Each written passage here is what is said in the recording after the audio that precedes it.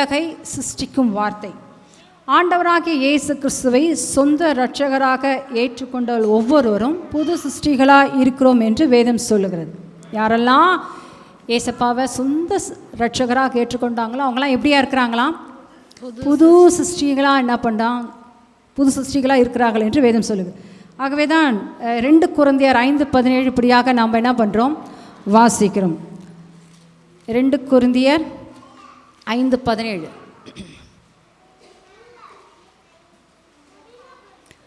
ஒருவன் கிறிஸ்துவுக்குள் இருந்தால் புது சிருஷ்டியாக இருக்கிறான், பழையவைகள் ஒழிந்து போயின, எல்லாம் புதிதாயின. ஒருவன் கிறிஸ்துவுக்குள் இருந்தால் புது சிருஷ்டியாக இருக்கிறான், பழையவைகள் ஒழிந்து போயின, எல்லாம் புதிதாயின. பாருங்க, புது சிருஷ்டி என்ற மாற்றம் அவங்க உள்ளத்தில், அதாவது அவங்க ஆவியில் ஏற்படுகிறதாக இருக்கிறது. புது சிருஷ்டியாக மாறிட்டேன் அப்படின்னு சொன்ன உடனே அவங்க எங்கங்க இயேசுவை ஏற்றுக்கொண்டுன்னு சொன்னேன்னு எங்கே மாற்றம் அப்படின்னா மேலே கிடையாது. எங்கே மாற்றம்?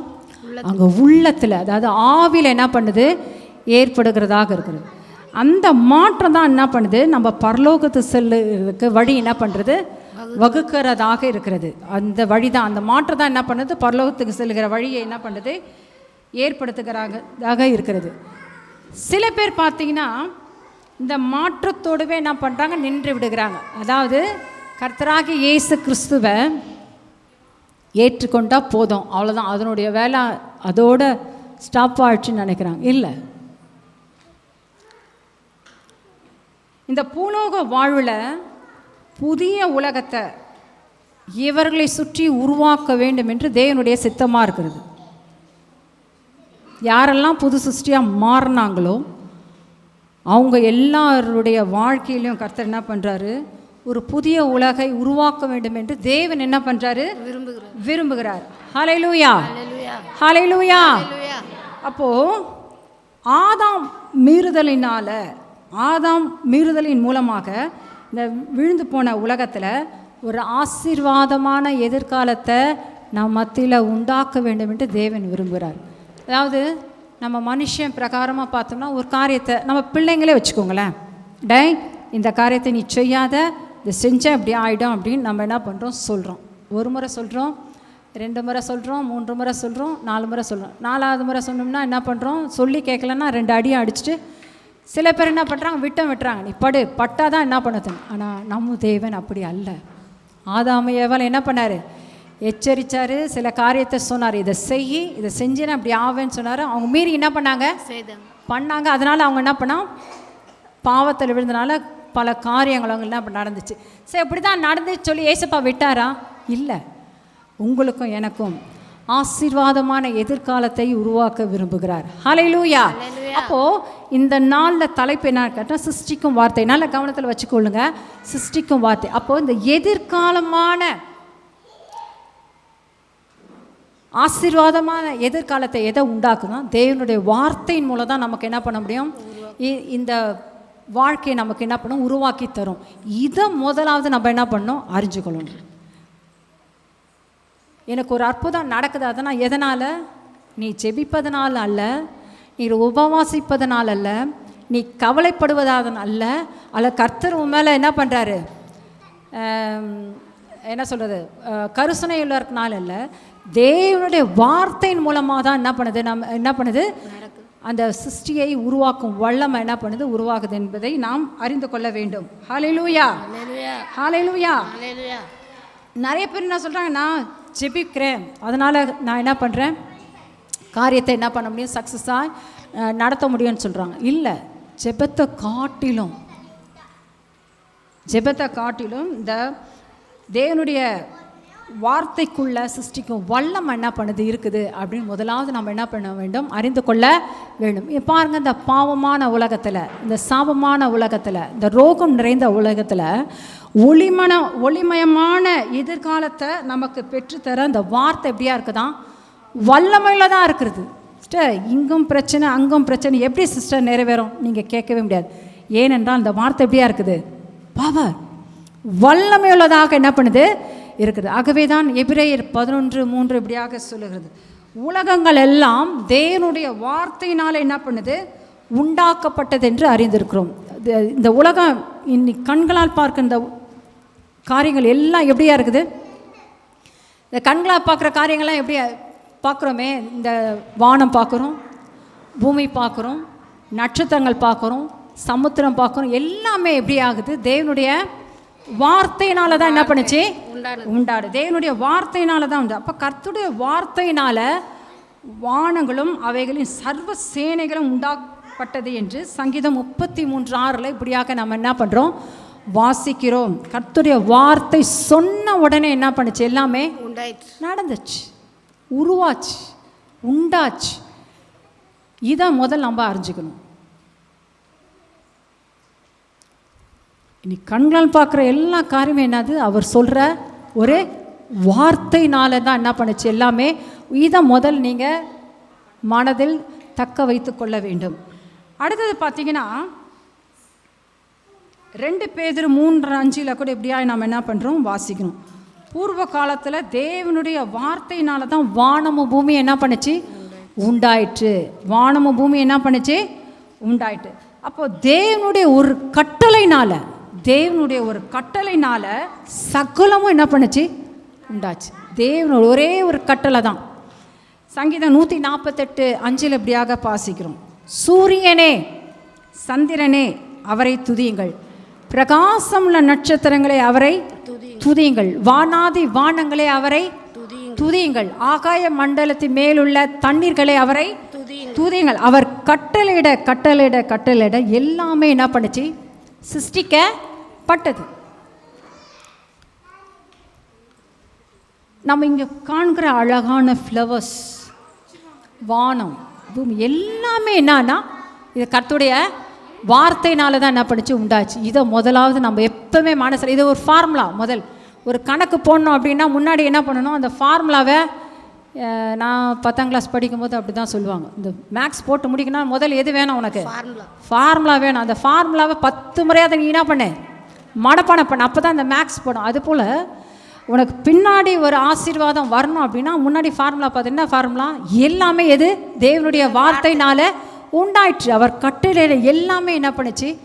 வார்த்தை தான் உண்டாச்சு அப்படின்னு சொல்லி நாம் முதலாவது அறிந்து கொள்ள வேண்டும்.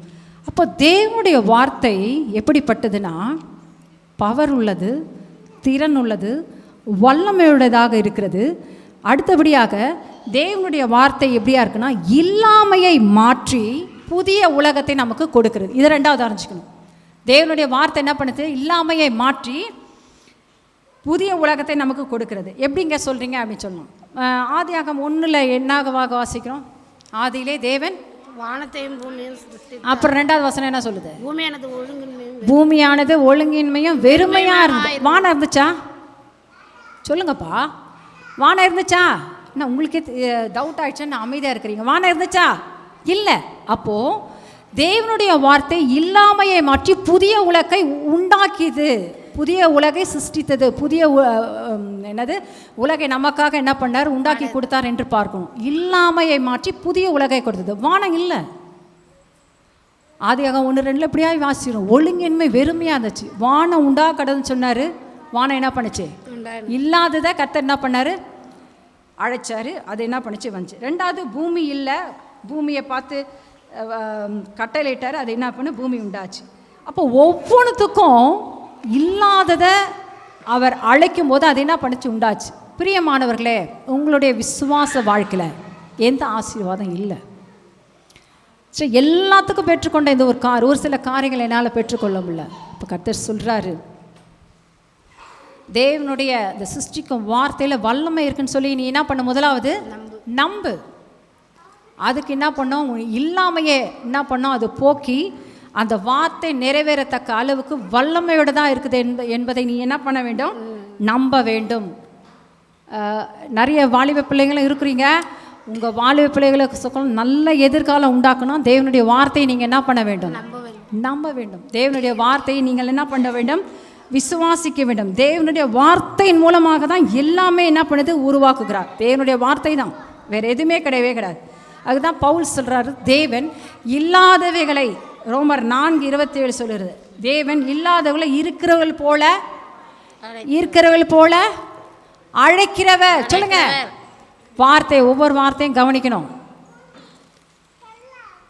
ரோமர் 4:27 சொல்லுது, தேவன் இல்லாதவைகளை இருக்கவைகளை போல அதோடு விடலை. அடுத்த வார்த்தை என்னது?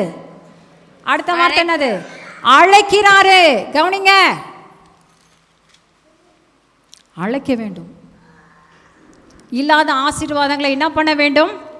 அழைக்க வேண்டும். கர்த்தர் எனக்கு வாக்கு கொடுத்துட்டாருப்பா, நான் அதனால் எதுவுமே செய்ய மாட்டேன், நான் அப்படியே நிற்பேன். ஆனால் அந்த ஆசீர்வாதம் எனக்கு என் வாழ்க்கையில் பலிக்கணும்னா பலிக்காது. தேவன் ஒவ்வொன்றையும் இல்லாதவைகளை இருக்கிற போல ஒவ்வொன்றையும் பார்த்து என்ன சொன்னாராம்? அவர் அழைச்சாராம். என்ன பண்ணாராம்? அவர் அழைச்சாராம். இல்லாத கோள்களையும் நட்சத்திரங்களையும் தேவன் என்ன பண்ணார்? அழைச்சார். அவர்கள் தேவனுடைய சத்தத்தை கேட்டு அது என்ன பண்ணுச்சு? உருப்பெற்றது.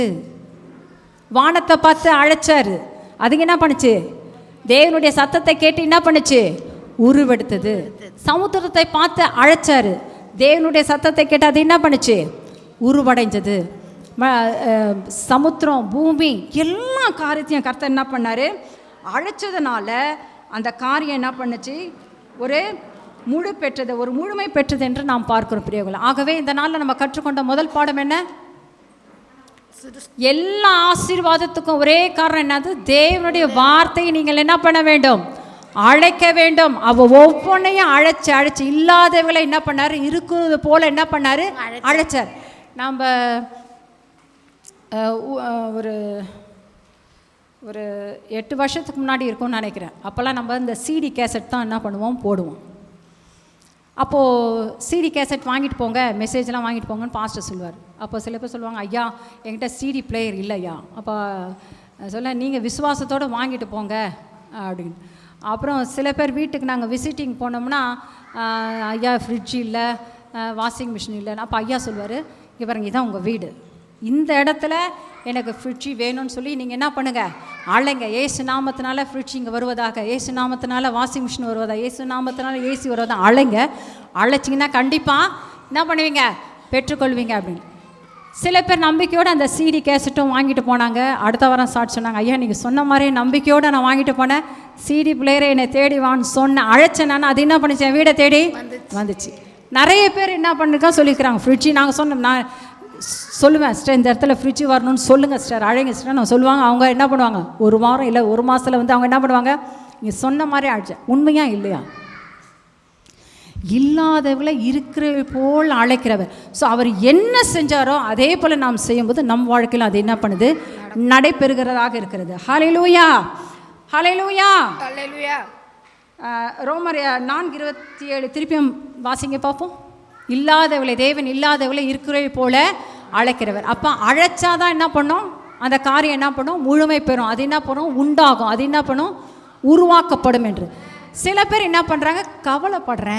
கவலைப்பட்ட அந்த காரியம் நடைபெறும் சொன்னார். கர்த்தர் சொல்கிறாரு, நிச்சயமாக கவலைப்பட்டனா, நான் கவலைப்பட்டிருந்தானா வானமும் உண்டாயிருக்காது, பூமி என்ன பண்ணாது உண்டாயிருக்கு. அவர்களோட நம்முடைய பிரியாசத்தை அறிந்திருக்கிற தேவன் கவலைப்படுறதுனால வார்த்தையின் மூலமே கர்த்தர் என்ன பண்ணார்? எல்லாத்தையும் அவர் அந்த நாளில் வானத்தையும் பூமியும் உண்டாக்கினபடினால தான் இன்றைக்கி நம்ம என்ன பண்ணுறோம்? அதை அனுபவிக்கிறோம். என்ன பண்ணுறோம்? நம்ம வானத்தை பூமியை கர்த்தர் உண்டாக்க இன்றைக்கி என்ன பண்ணுறோம்?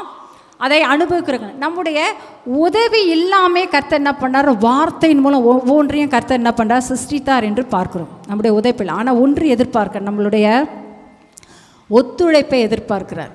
என்ன ஒத்துழைப்பு?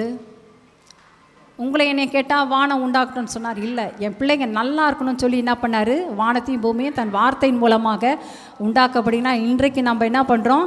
அனுபவிக்கிறோம். அது மாத்திரம் இல்லை, அந்த உருப்பெற்றபடினால தேவன் சொல்கிறாரு, ஜெபத்தினால் அல்ல, தேவனுடைய வார்த்தையில் வல்லமை இருக்குது என்று நீ நம்பும்போது அதை என்ன பண்ணும்? அந்த காரியம் நடைபெறும் என்று சொல்லுகிறார்.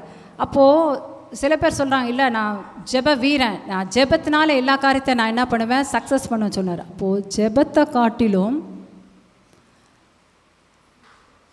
இந்த சிருஷ்டிக்கும் வல்லமை மிக பெருசு.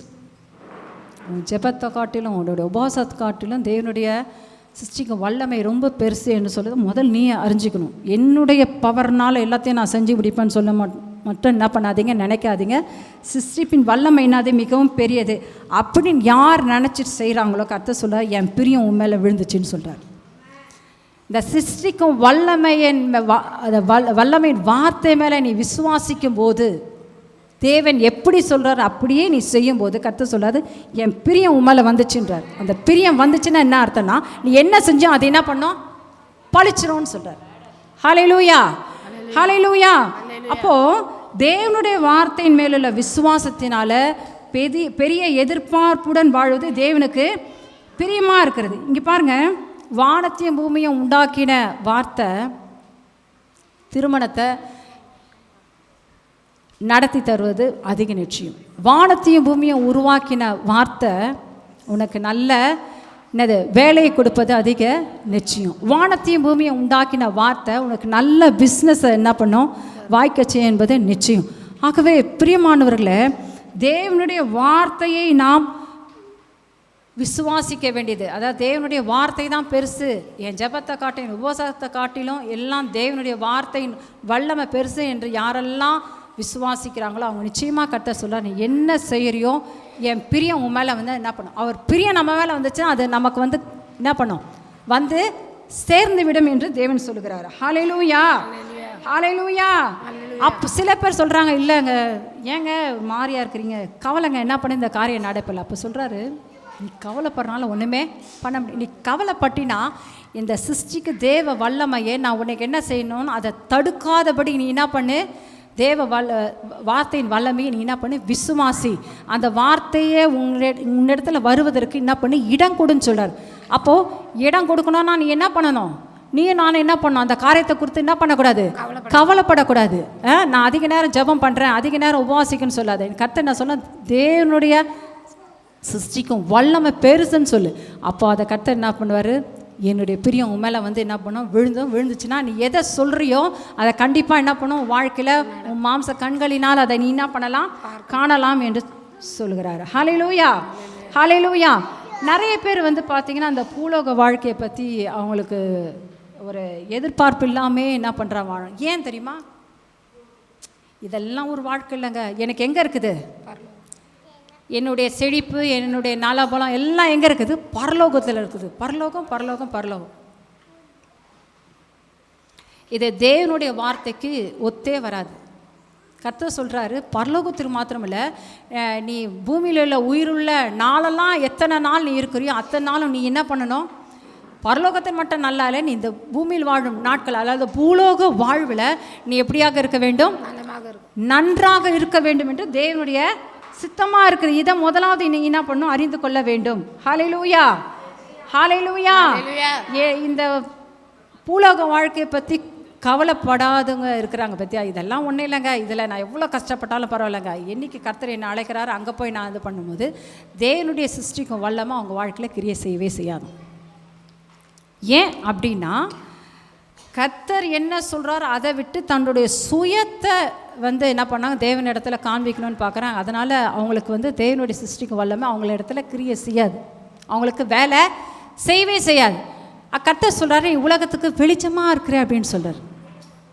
பரலோகத்துக்கு வெளிச்சமாக இருக்கிறேன்னு சொல்ல, என்னன்னு சொன்னார், உலகத்துக்கு நீ எப்படியா இருக்கிற, வெளிச்சமாக இருக்க. பரலோகத்துக்கு வெளிச்சமாக இருக்குன்னு சொன்னால் பரலோகத்தில் நிறைய வெளிச்சம் இருக்குது, நிறையா பூமியில் தான் எங்கே இல்லை வெளிச்சம் இல்லை, நீ வெளிச்சமாக இருக்கும்படியாக தான் உன்னை நான் அழைச்சேன்னு சொல்கிறார். அப்போ தேவனுடைய வெளிச்சம் நம்மக்கிட்ட வரணும்னா கர்த்தர் நமக்கென்று என்னென்ன உயர்ந்த திட்டங்கள் வச்சிருக்கிறாரோ அந்த திட்டத்தை முதலாவது நாம் புரிந்து கொள்ள வேண்டும். உன்னை பார்த்து வெளிச்சம்னு சொல்கிறான், ஆமாம் நான் வெளிச்சம்னு சொல்லு. இல்லை ஆண்டவரே நான் புழுதி, நான் இருள் அப்படின்னு சொன்னால் தேவனுடைய சிருஷ்டிக்கும் வல்லமாக நம்மக்கிட்ட வந்து என்ன பண்ணாது, வேலை செய்யாது. கவனிங்க, எனக்காக தேவனுடைய உயர்ந்த திட்டங்கள் எப்பொழுதுமே எனக்கு இருக்குது. ஏன்னா சிருஷ்டிக்கும் வார்த்தை எப்பொழுதுமே என்னது, வல்லமையுள்ளதாக என்ன பண்ணுது இருக்குது.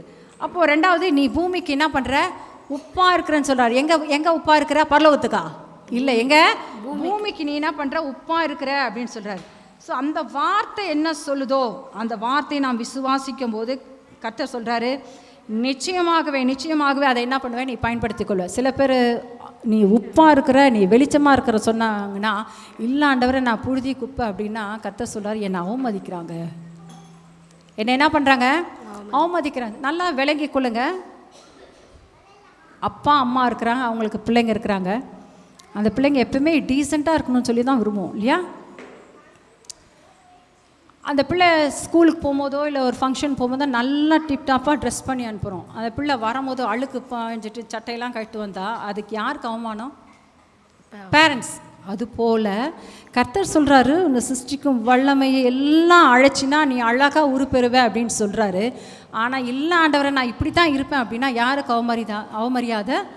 கர்த்தர் சொல்கிறாரு, உன்னை கேலி பொருளாய் மற்றவங்கள் கேலி செய்யும் அளவுக்கு நான் உன்னை ரட்சிக்கலை. அதுக்காக நான் என்ன பண்ணுறேன்? ரட்சிக்கலை. என்னுடைய உயர்ந்த திட்டங்கள் அனைத்தையும் பூலோகத்திலேயே, பரலோகத்தில் கிடையாது, பூலோகத்திலேயே நான் என்ன பண்ணேன்? அதை நிறைவேற்றி தரணும்னு சொல்லி நான் என்ன பண்ணுறேன்? விரும்புகிறேன். அதுக்கு என்னோட கூட என்ன பண்ணு? ஒத்துழைன்னு சொல்கிறார்.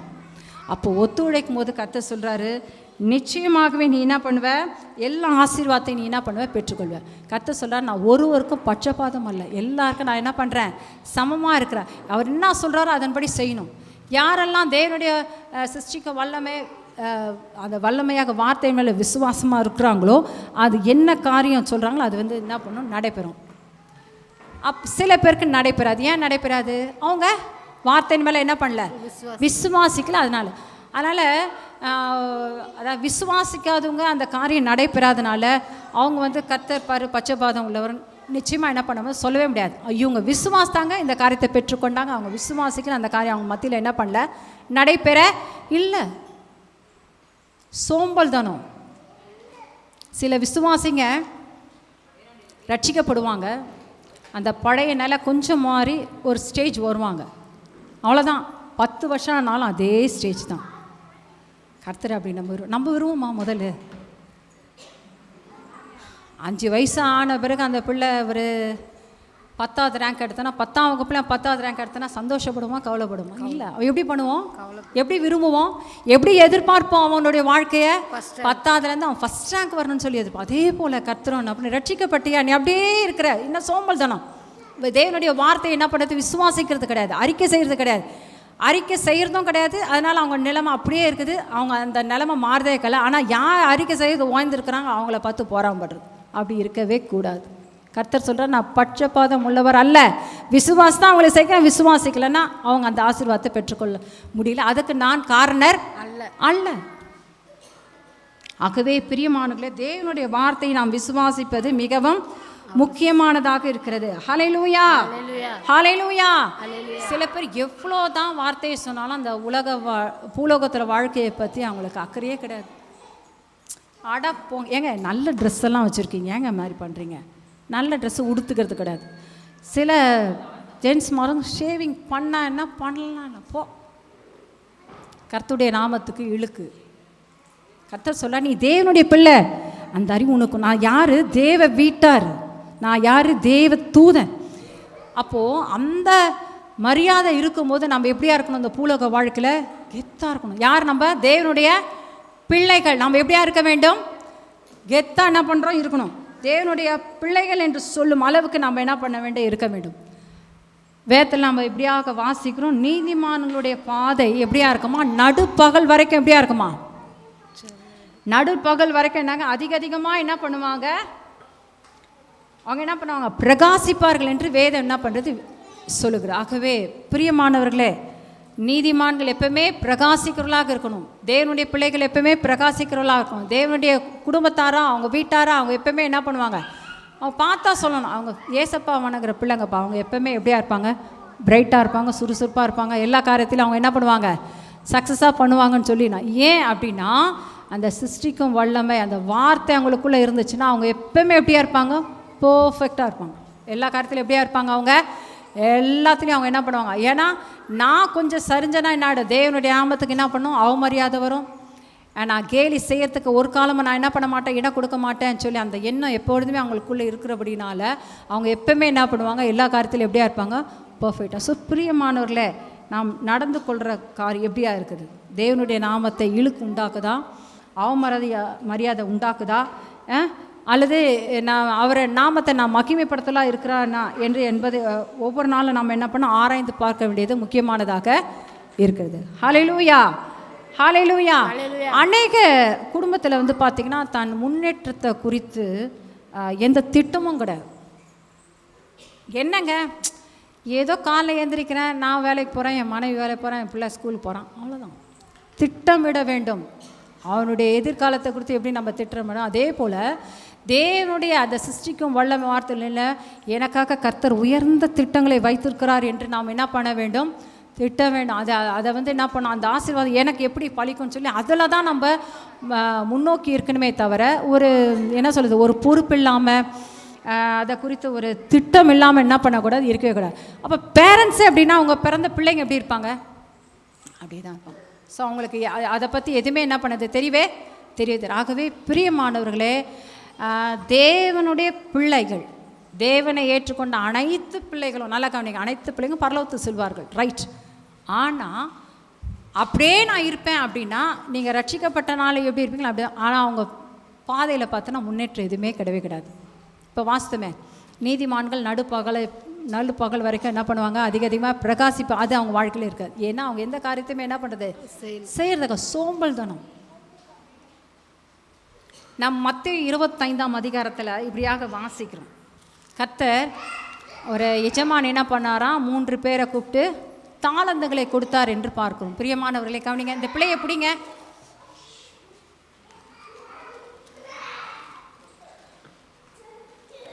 அந்த எஜமான் என்ன பண்ண, ஒரு மனுஷனை கூப்பிட்டு 5 தாளந்தை கொடுத்தார், இன்னொரு மனுஷனை கூப்பிட்டு 2 தாளந்தை கொடுத்தார், இன்னொரு மனுஷனை கூப்பிட்டு 1 தாளந்தை கொடுத்தார். அந்த தாளந்தை கொடுத்து மறுபடியும் அந்த எஜமான் அவர் இடத்துல வந்து கேட்கும்போது 5 தாளந்தை உடைய நம்ம பார்த்து என்ன பண்ணுறார், கேட்குறார். எப்படி கேட்குறாரு அப்படின்னா, என்னப்பா பண்ணேன், உனக்கு நான் 5 தாளந்தை கொடுத்தேன், என்ன பண்ணேன், ஐயா நீங்கள் 5 தாளந்தை கொடுத்தீங்க, அதை என்ன பண்ணிட்டேன், நான் 10 தாளந்தா என்ன பண்ணேன், மாற்றினேன். 2 தாளந்தை பார்த்து கேட்குறார், ஐயா நானும் உழைச்சேன், அந்த 2 எப்படியா மாற்றினேன், சத்தமாக சொல்லுங்களேன், 4 மாற்றினேன். 1 தாளந்தை பார்த்து கொடுத்து கேட்டார். எப்படி கேட்டார், என்ன சொன்னார், என்ன தாளந்தை கொடுத்தீங்க, அதை விதைக்கவும் இல்லை, நான் என்ன பண்ணிட்டேன், அதை புதைச்சி வச்சிட்டேன் அப்படின்னு சொன்னார். 5 தாளந்து உள்ளவன் 10 தாளந்தை பார்த்து சந்தோஷப்பட்டிருப்பாரா, இல்லை 1 தாளந்தை கொடுத்து புதைச்சி வச்சுட்டு ஒன்றுமே இல்லாத சோம்பேறித்தனமாக இருந்தான் அவனை பார்த்து சந்தோஷப்பட்டிருப்பாரா? யாருக்கு கர்த்தர் இடத்துல கொடுத்தாரோ, யார் அதை பெருகினாங்களோ அவங்கள பார்த்தா என்ன பண்ணுவார், கர்த்தர் என்ன பண்ணுவார், சந்தோஷம் அடைவார். அதுதான் இந்த 5 தாளந்துடைய மனுஷன் வாழ்க்கையில் என்ன பண்ணிச்சு, நடந்துச்சு. கர்த்தர் அவனை பார்த்து சொன்னார், நீ உண்மையில் கொஞ்சத்தில் நீ என்ன பண்ண, உண்மையாக இருந்த, அதனால் நான் என்ன பண்ணுவேன், உன்னை அநேகத்தில் உன்னை என்ன பண்ணுவேன், அதிகாரியாக என்ன பண்ணுவேன், வைப்பேன்னு சொன்னார். ஸோ அவருக்கு மாத்திரம் இல்லை அந்த காரியம், அநேகத்தின் மேல் உன்னை அதிபதியாக்குவேன், அநேகத்தின் மேல் ஒவ்வொருவரையும் அதிபதி ஆக்கவே தேவன் என்ன பண்ணுறாரு, விரும்புகிறார். நம்ம நினைக்கிறோம் நான் இப்படியே காலகாலமாக இருப்பேனா, இல்லை, நான் உண்மையாக உத்தமமாக இருக்கும்போது கர்த்தர் சொல்கிறாரு, அநேகத்தின் மேலே உன்னை எப்படியா வைப்பேன், அதிபதியாக வைப்பேன்னு சொல்கிறார். தாளந்தை பெருக்கினாயா, இந்தா வச்சுக்க, இன்னும் அதிக ஆசீர்வாதம் உனக்கு நான் என்ன பண்ணுறேன், கொடுக்குறேன்னு சொல்லி கர்த்தர் நம்மளை என்ன பண்ணுறாரு, உயர்த்துகிறவராக இருக்கிறார். ஹல்லேலூயா, ஹல்லேலூயா. இல்லைங்க, இந்த உலக வாழ்க்கை எனக்கு முக்கியமே கிடையாதுங்க, இதை குறித்து எந்த கவலையுமே இல்லாதவங்களுக்கு கர்த்தர் பார்த்து சொல்கிறாரு, அவங்கள இந்த 1 தாளந்து எப்படி இருக்கிறான்னு அப்படி தான் அவங்களும் இருப்பாங்க. கர்த்தர் சொல்கிறாரு, நீ பரலோகத்துக்கு வந்தால் நல்லா இருப்பேன், நல்லதுதான், ஆனால் நீ பூலோகத்தில் எப்படியா இருக்கணும், ஆசீர்வாதமாக நீ என்ன பண்ணணும், வாழணும். பூலோக வாழ்க்கை எனக்கு முக்கியம்னு சொல்கிறார். பூலோக வாழ்க்கத்தில் நீ ஆசீர்வாதமாய் வாழ வேண்டும் என்று கர்த்தர் என்ன பண்ணுறாரு, விரும்புகிறார். நாம் அதற்கு ஒத்துழைக்கும் போது, நாம் அந்த தேவனுடைய சிருஷ்டிக்கும் வல்லமை என் வாழ்க்கையில் நிறைவேறதற்கு நீ இடம் கொடுக்கும்போது கர்த்தர் நிச்சயமாக என்ன சொல்கிறாரு, என் திட்டங்களெல்லாம் வாழ்க்கையில் என்ன பண்ணும், நிறைவேறும். கர்த்தர் நான் உயர்த்துவேன் என்று சொல்லும் போது அதை குறித்தே ஒரு திட்டம் இல்லாமல், அந்த முன்னேற்ற பாதையே இல்லாமல் இருக்கவங்களுக்கு கர்த்தருடைய சிருஷ்டிக்கும் வல்லமை வேலை செய்யாது.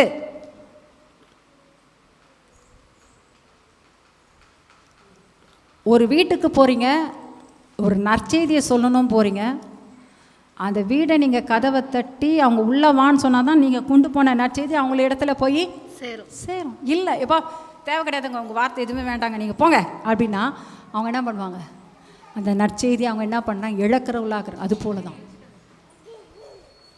தேவன் உங்களையும் என்னையும் குறித்து என்ன திட்டங்களை வச்சிருக்கிறாரோ அதிலேயே நாம் கவனமாக இருப்போம் என்றால், அதையே யோசிப்போம் என்றால், அதிலேயே கவனமாக இருப்போம் என்றால், நிச்சயமாகவே கர்த்தர் என்ன பண்ணுவாராம், பெரிய காரியங்களை வாழ்க்கையில் செய்வாராம். அவருடைய பிரியம் நம்ம மேலே வந்து விழுந்துருமா. பிரியம் நம்ம மேலே, அவர் பிரியம் நம்ம மேலே விழுந்துச்சுன்னா அது பலிக்காமல் என்ன பண்ணாது, போகவே போக